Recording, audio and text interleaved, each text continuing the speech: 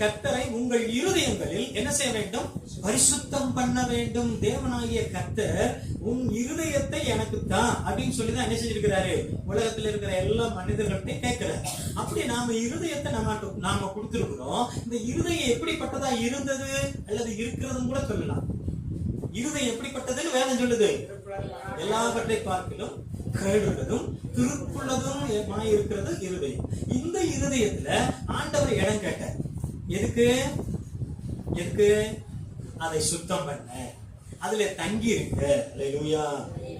இந்த இருதயத்தை சுத்தம் பண்ணி இதுல தங்கி இருந்து நம்முடைய சுபாவங்களை எல்லாம் கொஞ்சம் கொஞ்சமா தெய்வீக சுபாவத்துக்கு மாற்றுகிறதுக்கு தான் நம்மளோட இருக்க.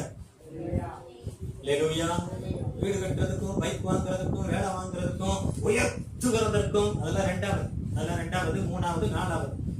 கர்த்தர் நம்ம எதுக்கு நம்மளை தெரிந்து கொண்டார், எதுக்கு நம்ம கூட இருக்கிறார் அப்படின்னு சொன்னா, மனுஷீக சுபாவம் இருக்கு இல்லையா? நமக்கு ஒவ்வொருத்தருக்கும் ஒவ்வொரு சுபாவம் இருக்கும், விசேஷமா இருக்கும்.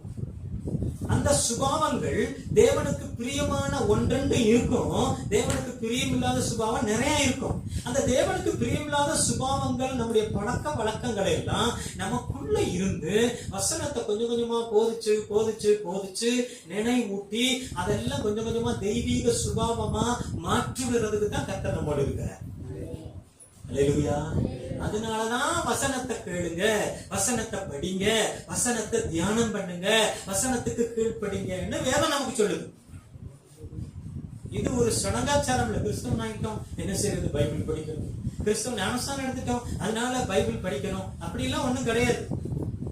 வேதத்தை எவரு படிச்சாலும் அதற்குரிய படிச்சு தியானிச்சு அதற்கு கீழ் படிஞ்சிட்டாங்கன்னா எப்பேற்பட்டவர்களுக்கும் ஆசீர்வாதமும் நித்திய ராஜ்யமும் உண்டு.